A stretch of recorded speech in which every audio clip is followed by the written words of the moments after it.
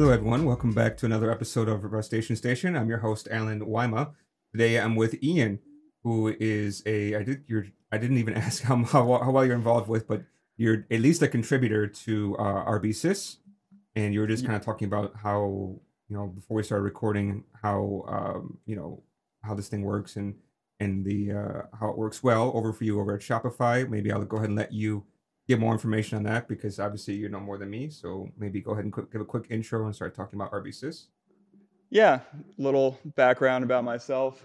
Nice to meet everyone out there in the world. My name's Ian, and I am the maintainer of rb-sys and contributor to a lot of the um, general Ruby on Rust ecosystem out there, um, and really pushing for the adoption of replacing C with Rust for Ruby in general, because I think there's just so many benefits that the Ruby ecosystem can get from doing that. And I kind of have my hands in a number of projects, both open source and on the closed source side. Shopify, working on the team for Liquid WASM, which we just announced, but it is a rendering engine for the Liquid templating engine that compiles Liquid themes into WASM, and we execute that server side and render it. So that's all a Ruby on Rust type thing, and it's the type of thing that really could only be unlocked with Rust. So really, just in general, I'm excited about the adoption and kind of seeing it forward. I've always wondered about that. I'm not too familiar with how many people actually use Liquid outside of Shopify, but I know Shopify makes big use of Liquid. Do you have any idea, like, what's the relationship with Liquid and Shopify? Is it just that it's easier to kind of control what people do with it, or because everybody usually writes, I think is it EE or I forgot what the ERB. heck the type of yeah, our ERB, right? Yep. Yeah. So that it's a good question. I think the design of Liquid is really there to allow like arbitrary execution of some code on the server, right? So you could, we have our merchants write custom themes and Liquid code, and we have to execute that at the end of the day. So we don't want to give them access to, you know, shell out to a command or read random file on the file system, right? So we couldn't give them all the powers of ERB, but Liquid kind of fills that gap of a secure templating language that has a pretty big feature set, but not too big. If that makes sense. Um, yeah. Outside of Shopify, I know there are certain static site generators that use it. I know Faster Than Lime mentioned that we're making use of it on the web app that it's maintained. So yeah, it's used out there a decent bit, but Shopify is definitely the biggest user. Yeah, for sure. I mean, it's like whenever I hear the word Liquid involving the templates, I always think Shopify, just because it's the only place that I have ever had to deal with it. I mean, it's just always just kind of curious about that. And Have you ever written any Liquid or? I think I have at least looked at it before. I haven't done any serious work with Shopify yet, but I had to look into it for a couple of clients who wanted to have e-shops and things like that. And I know Liquid was definitely, I mean, you have to kind of know how to work with it. So I need to see, okay, can I do some of these custom things? Because, every website, they have to have their own flow. It's not nice, at least for me, I don't think it's nice. Like if somebody goes to my website and they say, oh, this is Bootstrap, oh, this is whatever. I want them to see my brand rather than to see, oh, this is, what they're using, right? Which is probably what happens for most Shopify things. I Yeah, think yeah, you're still exactly. kind of Like stuck you, with it with templates and everything like that, right? hmm yeah, you're exactly right. You want to have your own brand, your own, uh, you know, customized functionality, but you also want it to be fast too, right? Like you don't want it to be slow to render. Our goal is really to have the speed of a static site, but actually be able to do dynamic rendering. So you could, have different variables. You could do conditionals and loops and these types of things, but it's still going to render as fast as it would if it were a static site. And that's kind of where Rust comes into the picture there. Well, I did see that there's some people working on Rust with Liquid too, so that's probably going to be useful for you guys eventually, maybe, hopefully. Well, we're doing what we're doing, and it was just announced, but this has kind of been a more secret project over the past year or so. But what we're doing is a bit different. So there's crates out there like Liquid Rust that interpret Liquid on the fly, and that's traditionally what the way that Liquid has been rendered with Ruby at Shopify. But what we're doing now is we're actually taking the all the source code, and we're actually compiling that down into a bytecode WebAssembly, and using that to render it.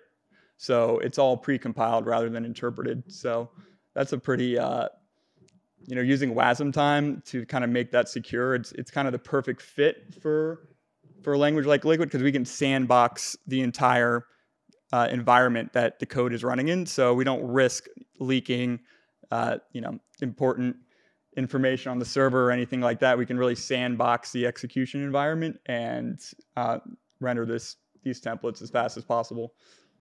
Well, why don't we kind of stick on the topic of that? So you said there's a recent announcement, and we can get back to the main topic later about using WASM, right? I mean, that's huge, right? And I think the big let me know if I'm wrong, but a lot of people tend to look at using WASM for different benefits, right? One is, like you said, safety, right, for both your customers and also your server and other things like that. The other thing that people look at it for is the benefit of saying, okay, I don't want to use, let's just say I don't want to use Liquid, I don't want to use Rust, I don't want to use Ruby, I want to use language X.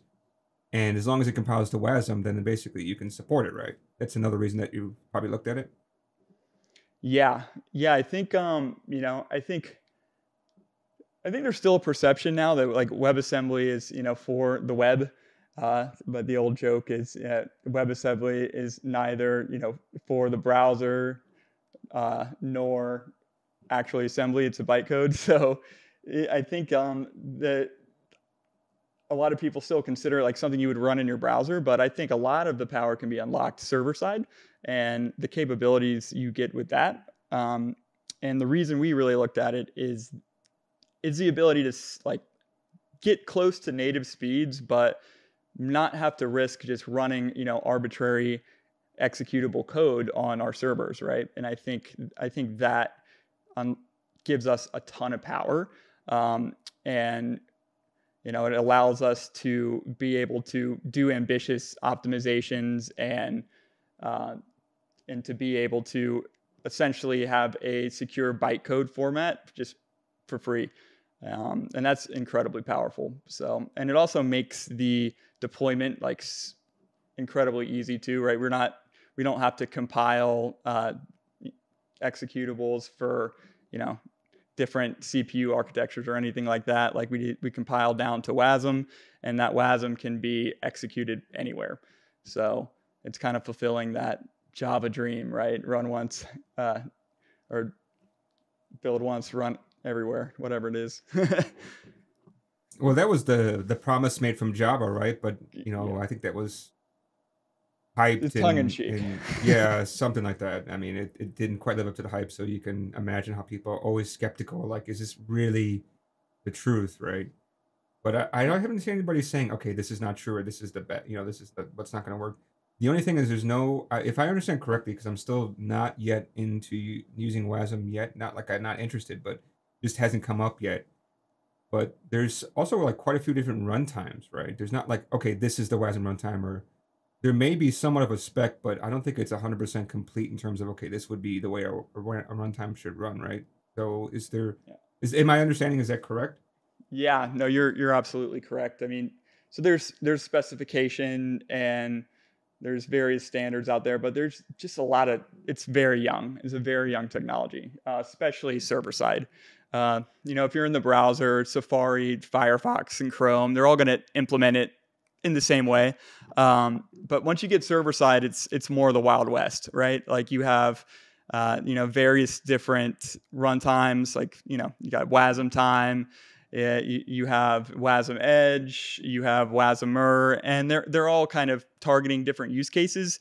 And there's a lot of, I guess, drama around different standards that there might be, right? Like you hear about WASI and WASI-X and things like this. So there's a lot of competition going on is how I would describe it. And because of that, there's a lot of, a lot of things that are in flux all the time. So we chose WASM time because it's written in Rust, right? And we understand Rust. We can audit the code. We contribute to WASM time upstream, and we make sure that it works for our use case, and then we ship improvements.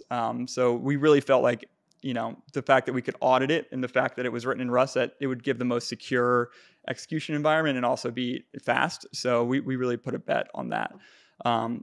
So I can't really speak to the other engines that are out there. I know WASM Edge is popular. I think it was shipped maybe it was in Nginx or something like this. So I know that's a popular engine. I know WASMers, got making some noise too. So I can't really speak to those, but the WASM time has been incredible for us. Okay. I mean, I have quite a few questions. So as we talked before the show, when I think about Shopify, to me, it's just a bunch of Ruby guys working working together. I mean, is for the stack of what's in Shopify. I mean, is there any other languages that are running in the stack? I mean, there must be something because Ruby's not the most performant, and there's many languages not as performant either too. So it's no dig on Ruby. I'm a huge Ruby fan. It was like my first professional language, so I'm not here to say bad things about it. But like a lot of people I heard are moving away from it. I think I heard something like it's like year over year. I don't remember what the percentage was, but it's quite a bit. I mean, what else is in the stack for when I'm running Shopify? Yeah, it's actually kind of surprising because compared to other places I've seen, there tends to just be you name a programming language and there's probably a service or something that's using it, and it's kind of all over the place. I think Shopify has definitely made a strong calculated bet on kind of unifying the stack. So there is a lot of Ruby as far as performance goes. You'd be surprised at how far you can get with with something like Ruby. It falls short in certain areas, but the performance is mostly good enough for most use cases. There's some Go kicking around too. Obviously, with React and TypeScript, there's things like that. But it's a pretty small set of languages. So, but I think a lot of it's interesting what you say about a lot of companies like moving away from Ruby and kind of the scalability limitations, right? Like I think the classic example is moving to Node.js because of the getting an asynchronous runtime out of the box, being able to hook up WebSockets, and I do think there's a lot of merit to that and why companies chose to do that. And I think in the past it's something asynchronous programming is definitely something that Ruby has struggled with, but there's been a lot of progress on that on the Ruby side. So I think that's been a good growing pain for Ruby. Yeah, I mean, it's not as I don't know. I want to say versatile, but there is a lot of stuff written in Ruby that people maybe may not know about. You got Puppet, you got Chef, but now with Kubernetes, those are kind of not as popular as they used to be, right? Right. There's definitely still like a lot of tools and things, and I think with Ruby's past about being pretty close to Perl, people who used to do a lot of stuff with Perl tend to go to Ruby. Um, there's a lot of other things too that I think people don't really know about. But kind of coming back to the topic of what you were talking about. Now you have some Go there, but now you're talking about adding in Rust. Like, what gives? Like you said, if I remember what you said correctly, it's like Shopify wants to have a small set of languages to in their stack, but then you have Go and Rust, and people always kind of compare the two. Like, where did the idea of Rust start coming in at? Yeah, I think so. Rust is our systems programming language, right? Uh, for it fits in a lot of use cases where you would use Go, but it also fits in use cases where you want to embed it, maybe inside of a Ruby gem or something. But it really comes about, wanting to have access to some of this low level functionality, things like Tokyo, things like WASM time, a lot of the different native parsers out there that exist, wanting to have access to that functionality written in Rust and the ecosystem, but be able to use it however the application is running, right? Like a lot of times, like the application we're running it's a 10-year-old Rails app, but we still want to pull in this new functionality from a Rust crate. So we really felt like it was a bet to be able to benefit from the entire ecosystem, and kind of move towards, in a sense, like a hybrid model, right? Like I almost think about it like a game engine in a sense, where you have, your kind of low level C++ game engine where you have, your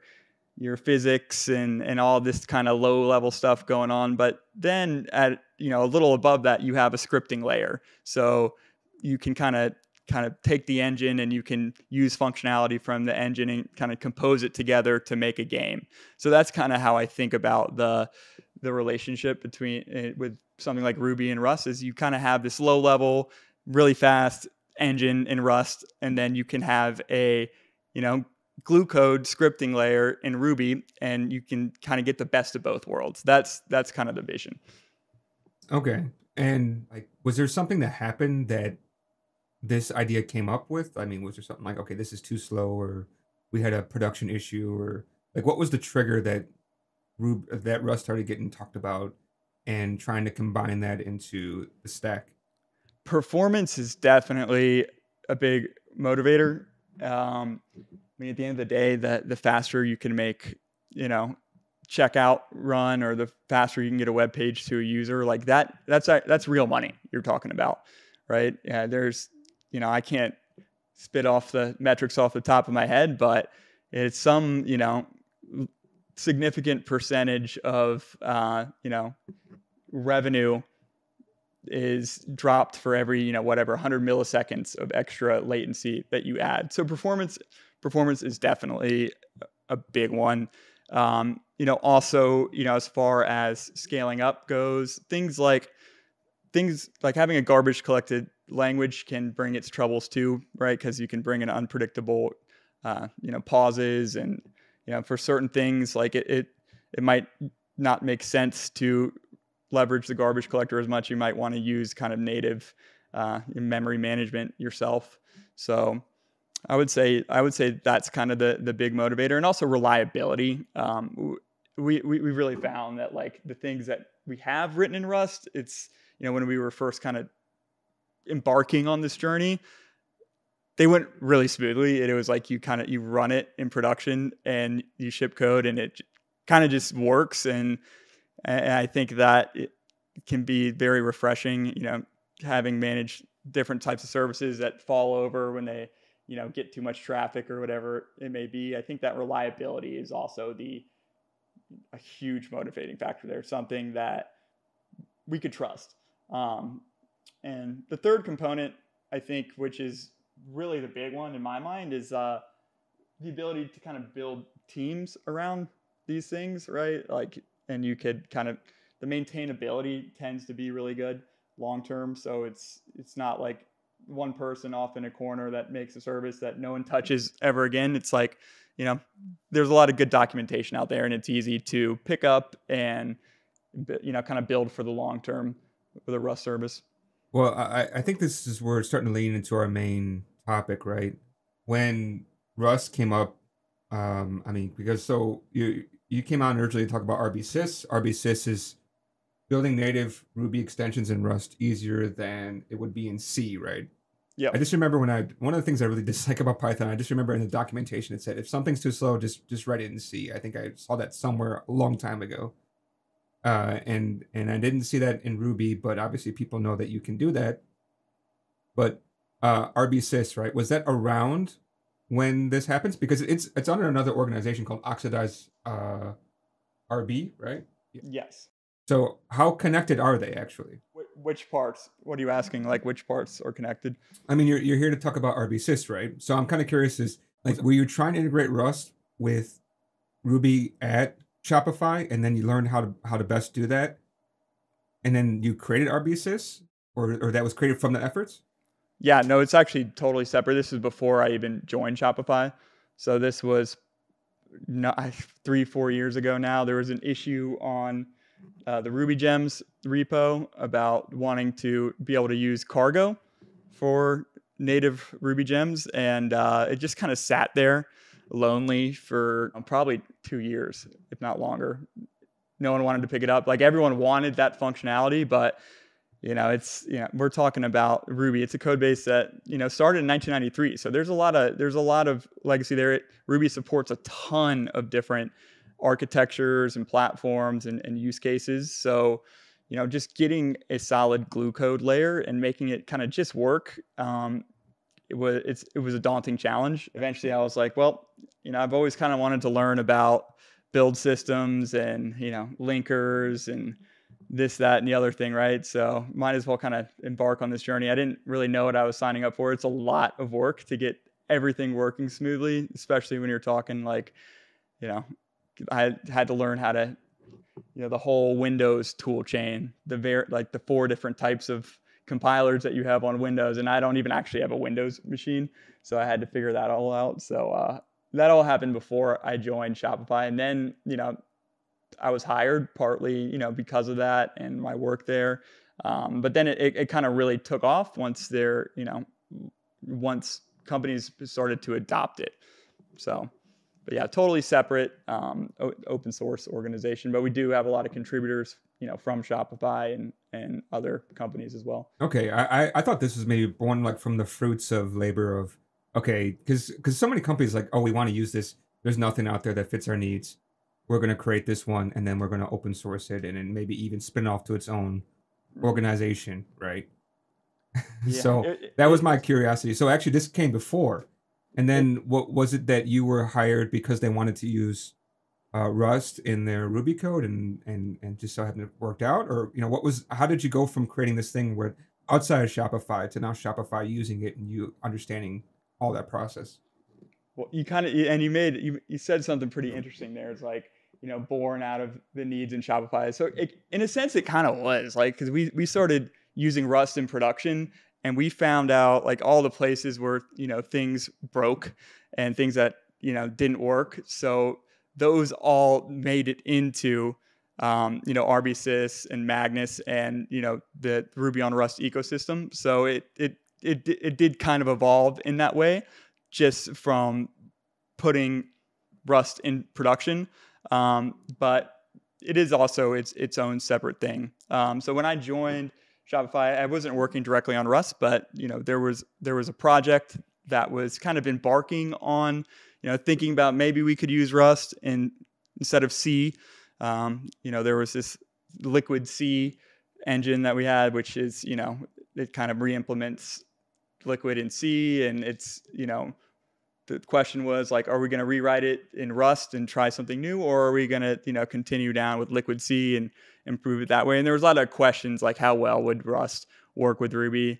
Like, we know theoretically it could, but there's a lot of open questions. And I kind of chimed in like, hey, like I've been off to the side kind of working on this open source initiative, and I had gotten a PR merged into RubyGems, which is like the official package manager for Rubies, and it added official support for Rust into the package manager. And kind of that PR came up, and I kind of inserted myself like, hey, I hear this Rust thing's going on, like let me come in, let me help, let's do this.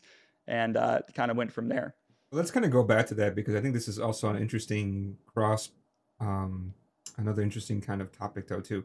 So RubyGems, what I understand RubyGems is it's like the host, so it's like crates IO, but for Ruby would be rubygems.org, right? Yep. And then there's Bundler, which is kind of the package manager itself, right? Yep. All right, because you said RubyGems is the package manager. Is there something that maybe I misunderstand, or?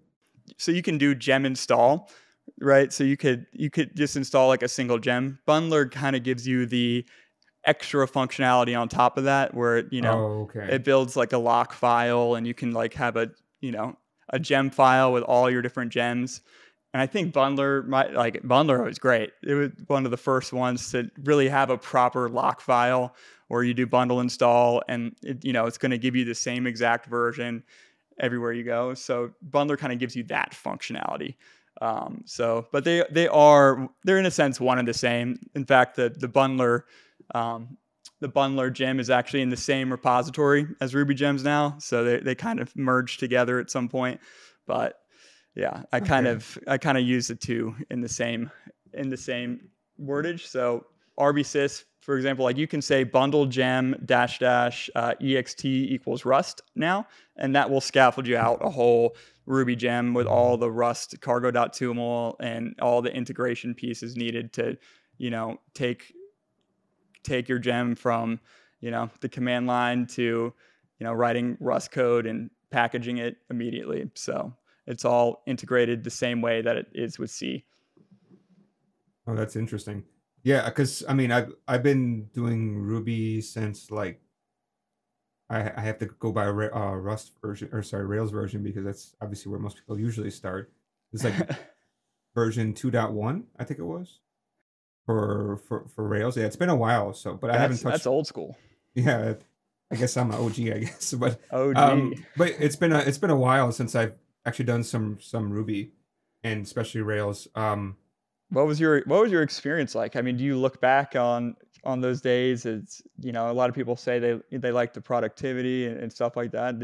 What was your experience, out of curiosity? Oh, it was huge, right? Because I think I was mostly doing Java, and then I was still in university, and like I don't even know what to say. I didn't have that web stuff. Like I always thought that when I graduated school, I'd be doing stuff with the actual natural GUI, because we weren't doing web stuff in class. We were doing Java, and because Java they have a pretty decent GUI like libraries and stuff, then we were using that.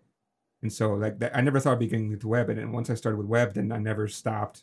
I mean, I would love to do actual GUI stuff, which I actually have been because I've been doing some Flutter stuff. But other than that, I mean, yeah. But kind of coming back to my topic, I liked it because they like it was really scary because it dropped all these files on your hard drive. Some person called it crapping on your hard drive, and I thought that was an interesting, maybe somewhat negative way to say it. But yeah, there's a lot of folders and files and stuff like that. But like it had a lot of things to it. This is actually pre-bundler, right? So I knew what life was like before bundler. Like you have to like add these. I don't know. Have you ever seen life before bundler and all this stuff? No, I have No, there not. was. Yeah, there was like this weird part where you can write your gem. So it's like gem, and then like the name of the gem, and then finally the version number of gem.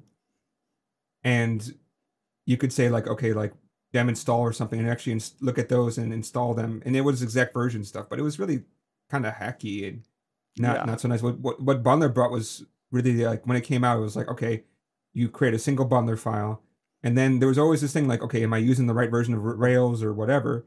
Because you can have multiple versions of the same gem installed, which is something that Python never had. And you had RVM with gem sets that kind of help, but this one definitely helped a lot because it says, okay, if you want to use the Rails binary, you can use this bin stub idea, which I think is probably gone now. Oh, it's still there. It's It's still still there, there. yeah. Bin stubs Yeah. was what they said to do. So it's like you run this command, it would generate the right thing and link to the right stuff. But usually, I don't know. Do they still advise you use bundle exec and then the name of the gem and stuff, or no? Yeah, it's interesting because I see Cargo kind of doing a similar-ish thing. Like there's all these like Cargo extensions that you can add. You can do like what was the other one? There's like Cargo Zig build, right? There's these kind of sub commands. So you kind of see it with Cargo now too. But Bundler maybe had the original idea of like, hey, sometimes when you install a gem, you want some command line functionality too. So it just kind of makes it easy out of the box. Yeah, that's still going, and I think it's really useful a lot of the time because Yeah. it just gets you up and running quickly. Well, my understanding, I think we had an episode back quite a while ago, and Ben was on there, and he, again, if my memory is not wrong, he told me that Cargo was written by the same people who wrote Bundler, which is interesting. So that's why you may see some kind of connections or something if you've been working on the two for a while. That's an interesting thing because I think that's where the beauty of Rust comes. It's you have this kind of meeting of the worlds, right? You have the low level kind of, rugged C programming world, and then you have folks coming from JavaScript and Ruby, right, that are used to these convenient things like, Bundler or whatever it may be, right? So when you kind of mix those together, I feel like that's where Rust comes from. Yeah, well, I mean, that's like kind of the nice part about Rust is like it's relying on all these years of finding out what works, what doesn't work.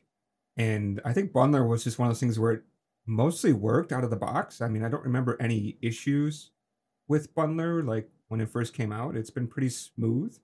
There's probably some stuff, but it didn't really hit me or whatever, right? Like I would never. I'm lucky that I usually don't get hit by any bugs because I'm not doing super crazy stuff. Like that was also an experience of Rails. Is like it helped me to learn a lot of concepts that apply to other frameworks. Like because it was okay if you walk together with me, like obviously metaphorically, like if you work together with me, we can build a lot of great stuff. But if you want to do something that I don't want you to do, you can do it, but you're gonna have a hard time.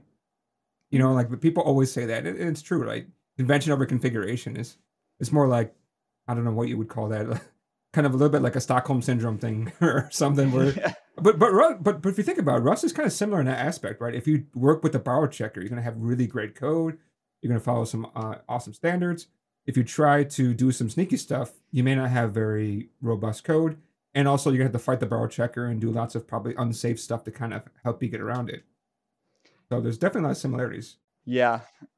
When you look at something like, when you look at low level code, I think traditionally the productivity is just so low compared to what you would get, from a dynamic language. And I don't think it has to be that way, right? Like I think that, you should be able to get shit done quickly in a fast language. And that's to me is, a big appeal of Rust, and really a big appeal of Ruby and Rails in particular. It's like, get the BS out of the way, and let's be productive and ship something. Rust kind of suffers from the problem of you want to get in there and optimize things because you become highly aware of what your code is doing when you're allocating memory and such.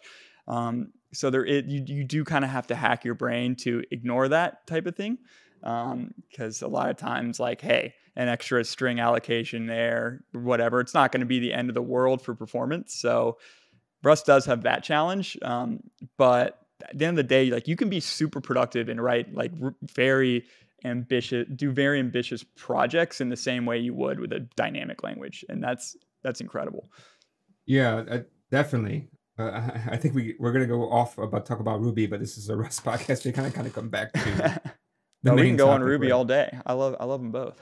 Yeah, it's like a first girlfriend thing. You're bringing back all these good memories, right? So, but kind of coming back to the integration part, like you spoke up, you said, "Hey, actually, I've got experience with this." I guess you said like probably could be done. I mean, what was the next steps after you spoke up and kind of let them know like what you know about the current situation? I mean, I think what it really comes down to is really just getting your hands dirty and diving into it, right? Like, even if there's like, especially with adoption of a new language, there's a lot of unknowns. There's a ton of functionality that you won't have because, nothing has been built for that language. So you're kind of, you know, sometimes it feels like, you're out on a boat in the middle of the ocean alone, right? And because you're having to build things from scratch, which, everyone else already has, whether it's like CI tooling or this, or, deployment or automatic testing, things like this, like all these nice things that a company will have in their infrastructure, for years. Like, you won't necessarily have that in Rust when you first adopt. So a lot of it is just being willing to kind of persevere through that and find solutions that kind of get the job done, but, don't waste all your time doing that because you have an actual project to build. So it's kind of like balancing that out. So I really do think you have to have some tolerance for instability and kind of enjoy that. And that's kind of my personality type. I like kind of being in uncharted waters and trying to get in the deep end and find the way to the top again. So that's kind of what the journey is. And I think a big part of that is trying to push adoption, is getting different folks involved, people who show interest of Rust. Maybe they'll passively say something. Give them somewhere to start. Like, hey, start here's an idea for a project, or you could help with this. We can pair program on this, new functionality, and trying to kind of pull people in to help with the mission is super important there. But it can feel chaotic at times. So what was kind of like the first thing that was looked at and put into production involving Rust and the stack, though? I mean, because you have some stuff written, right, with Rust. Yeah, the first thing was definitely written before I was there. I don't necessarily know the specifics, but there's a few projects here and there that maybe a small tool that was written, that was launched, that may not have been maintained over the years. It kind of just ran. Since it wasn't like an official language, there weren't a lot like services written in Rust. So besides like the one-off thing that I mentioned here and there, like there really wasn't much. It was really when we officially embraced it that the floodgates started opening. So I think the first kind of things that came out were a lot of different functions that we have. So we have like a functions as a service platform where you can write Rust, and it compiles the WASM and execute it. So some functionality kind of in there, on that side of the spectrum. Functions for executing WebAssembly for our merchants as well. So there's an engine for that. So we started seeing a lot of adoption in the WASM area specifically. And then from there, it kind of blossomed a bit, I'd say. So it kind of started fairly specific, particularly with our needs for WASM. And then we saw the reliability we could get from Rust, and it kind of naturally is seeing adoption now. With Rust kind of being added to the stack, has that brought any kind of concerns about, hey, we have another language, we got Go, with those similar, do we really need to add another thing to what we have? Can we, was there a lot of discussions in that? Yeah, I think there can be a fear from some people. Might think, oh, well, if we're adopting Rust, that's going to overtake Ruby entirely, or whatever it may be, right? We shouldn't be doing that. We should be investing more in Ruby. I think there's a bit of a false dichotomy there, right? Like they can both coexist. And there's, you don't want to rewrite everything in Rust, contrary to popular belief, right? Like a lot of times you might not even see performance gains by rewriting it in Rust. You could get faster code by keeping it in Ruby, just by staying in the Ruby VM, for example. So you have to be discerning about like where you use it. And I think that the general fear that you would see from folks is that, oh, it's just people are going to, blindlessly try to just rewrite everything in Rust, and we're going to get ourselves into a mess. But I think that is a valid concern. But from what I've seen, that's not necessarily like the way that it goes. It's a thing here or there, and it kind of fits into the stack that we already have. And that's kind of the beauty of it, because Rust can kind of just plug right in wherever you are, and you don't have to completely rewrite the entire application. Well, I do have another question, and it came up because we had one of the contributors, I think it's Pio3. Yeah, Pio3. He was talking about how there was definitely some pushback from some people who wanted to use, I think they have a cryptography library, and quite a few people, well, not quite a few, but enough people, and their responses were not very good about, hey, I'm not happy that you guys decided to use Rust, because now I have to completely redo, or at least update my CI environment to have Rust. Like, what was this anything of a concern for you guys? Because I mean, if you've been working with Ruby for a while, I mean, you know how to update that, and there's a lot of procedure, but then adding in another build chain will cause some friction depending upon how you use your stuff, right? Like, how was that process? Yeah, we've actually had some serious pains there, just because it's one thing to make it work usually, right? It's another thing to make it always work and always build and always compile. And we've definitely experienced some growing pains there. Because in reality, like if something, even if it's a small percentage of the time, like 3% of the time, the compilation cargo build fails for whatever reason in CI, that's hugely disruptive when you expand that across the organization. Or if, for example, maybe there is a breaking change. We had a breaking change with the ABI stability with Ruby, and that prevented us like shipping any updates until that was fixed. So these types of things can be very disruptive, and it's a totally valid concern. But to me, like, that doesn't mean that you can't adopt it. It just means you have to take the proper care and put in the proper resources into making sure that it is rock solid and investing that time, and don't do a half-ass job on the integration, right? Really make sure that your foundation layer is strong, and that every time that you build, it's going to be reliable 100% of the time. And at runtime, you're not going to get just random strange failures. The solution is to build a rock solid foundation and not just never use another programming language except C. That's kind of how I look at it. One of my biggest memories with Ruby is trying to get the MySQL gem to compile, and I could never get the right version of MySQL installed and the headers right, and it's a pain. So these type of things, it's not unique to Rust. Well, I think the biggest pain is just trying to get anything to compile with Windows when you have C extensions in general. Like besides Rust, I think Rust by itself works because it kind of includes a lot of the stuff that you need. Unless I'm missing something, I don't really use Windows too much. I just remember, like, even for other languages, right? So I use a lot of Elixir every day. There's this gem that everybody uses for encryption called Come On In, and they have a whole section all about how do you get the C++ compiler like installed on Windows, just because it's just difficult, right? With Linux, it's so easy, like apt-get install or whatever package manager. There's always something to get that thing working. And for Mac, I mean, we have, once you install Xcode tools, you're ready to go. And then there's Windows, and it's like you have to install this thing, and you have to restart, and then something may have broken in the install, and also you don't have a typical bash window unless you have whatever tool thing installed. It's just like an avalanche of issues that can happen. And you were discussing a little bit about that earlier today. Like, man, the build chain for Windows is just not as easy as Unix-based kind of systems.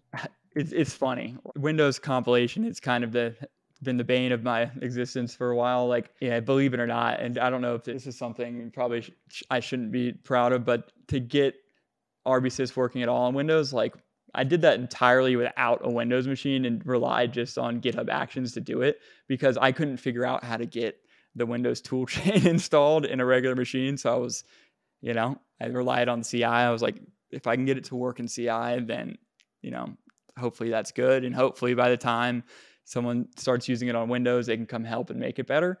But yeah, the number of hours that open source maintainers have spent just getting like this Elixir dependency that you're talking about, there's probably been countless hours just trying to make everything work on Windows, and we gotta give a round of applause for that, for putting all that work in, because it's not easy.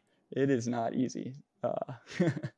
Yeah, I mean, that's like the not so bad part about Windows. I mean, Microsoft is always trying to say, hey, developers love Windows. They love to develop on Windows. It's like, well, maybe for making games, maybe for using Microsoft languages, but once you want to use something that's can compile very well to other platforms that are Unix based or whatever, it's like, well, not really gonna work, With Elixir, because I wonder this about Ruby too, like what's the common use case for Elixir on Windows? When I think of Elixir, I think of Linux hacker, doing, big WebSocket type apps. Like, I traditionally don't think Windows. Like, what do you think the use case is usually? Are there a lot of Windows users that use Elixir?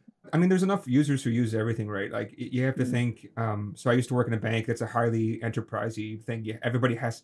I always find it so weird. It's like, okay, us developers, we have to use Windows because we're working in a bank and it's easier to manage, whatever. Okay, fair. But then I also have to deploy to a Linux machine, so all of our servers are Linux. So it's like, well, obviously sometimes things are not going to work when we deploy. And then of course the business come back to us like, don't you guys like know how to write code? It's like, yeah, but we have a big issue. Like, do you understand what is like, the difference? I mean, obviously they don't, right? They just know that Right. things are not working, right? So, excuse me.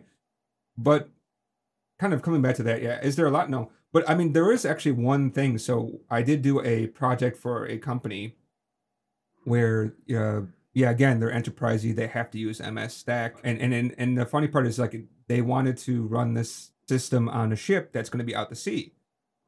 And I don't know how much you know about Elixir, but it's built upon Erlang, which has this idea that it always should be running. If it handles errors, it should be able to restart and kind of have fresh state. So with a ship that goes out to sea for many months, maybe even over a year, and come back, we can't be servicing from far away. These guys are Right. sailors. They're not IT guys. They want to be able to just turn it on and let it do its thing. So in that case, we thought Elixir would work best, and it worked out pretty well. Actually, it worked really well for what it was. And what it was just like reading in JSON files and processing each one independently, which again works really well because you can set up one process per XML file or JSON file, sorry, and just process it. And like again, it just worked out so well. And they were like, "Oh yeah, this is great." Like they never complained to us. I mean, that when that also like when people don't complain, that means it works well. And sometimes it works against you, right? I worked in another enterprise company, and like our service was working so well that the guys who were always spending most of their time just trying to keep the system running were worried it's not working at all or like stalled out. So like they would like purposely kill the OS process and then see the messages in RabbitMQ stacking up, like, oh crap, we got to turn this thing back on. So like it's quite interesting. Like I said, when you have performing stuff, it's good. But again, like coming back to it, like the system on the ship was Windows based. Their Office machines were Windows based because they're an MS shop. They have a collaboration with Microsoft, all this kind of stuff. So for that case, yes, we had to use Windows, and we did all development on a Mac because basically all of us are using Macs over here. Obviously, we could also use Linux. They're very similar in terms of how they work with stuff. So yeah, it worked out well for us. One thing I've noticed is when it comes to Windows, Rust never seems like it's the problem. Like cargo build just seems to work pretty well, and it's mostly all the different C dependencies that are out there. So, it's the whole Windows world's a little foreign to me, and it's always a little confusing too because you see like Windows subsystem for Linux. When now they're like, oh, you just go into Linux when you're on Windows. So part of me is like, is that what people are doing now, or are they doing regular Windows apps? It's hard to know, but I do know, like, for me, the biggest selling point is, maybe there's someone new to programming and they're learning. They only have a Windows machine, right? And they want to try something out. Like their first experience should be as easy as possible. So for me, that's enough to really, make sure that experience is solid. And I think there's, you know, if you take that philosophy, you can apply that elsewhere too. You want to make the experience as smooth as possible from the get-go. And it's also nice if your service, you don't have to hit the restart button every few minutes. That's a bonus. Yeah, definitely. Maybe we can talk a little bit more about rb-sys, why we should be taking a look at it, and also you did mention Magnus before. I'm not sure if we recorded that part or not, but like, what's the relationship between those? Yeah, I mean, I think, look, I mean, my message is, if you really look under the covers of a lot of the dependencies that you see, whether it's Python or Ruby, probably Elixir too, right? Like what you'll see is like a lot of, old C code that's potentially vulnerable, that, is subject to, various race conditions and, seg faults that you can encounter.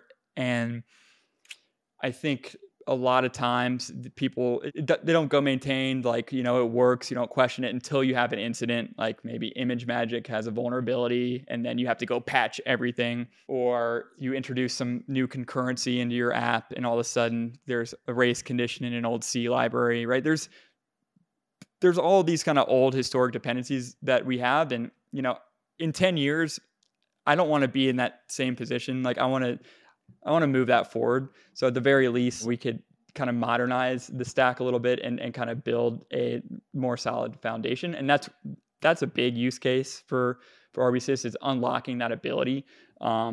So, we don't kind of have to be like subject to, like, we have to be real. Like at this point in time, C is just, it's not a good language for, writing code that you need to be secure and reliable. There's better choices out there. And, I've written a lot of C, and I know that, I'm only as good of a C programmer as, how much sleep I've had, or how calm I am, right? Like it's easy to make mistakes. And, I think we can do better than that, and I hope that we can kind of evolve, and whether it's Ruby or Python or wherever else. So that's one of the big missions, and rb-sys fits into that by giving the foundational layer, making sure that it just builds and works everywhere. Making sure that there's ABI stability, and it's going to work on Windows. It's going to work on MSVC. It's going to work on your old, Linux box. It's going to work on, ARM64, some obscure chip.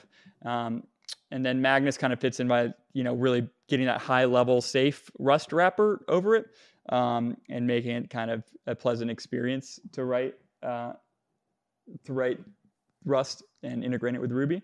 And I think with those two things and having a really solid build pipeline, like, it's absolutely possible to, replace Rust everywhere that you would historically have a old sketchy C extension, right?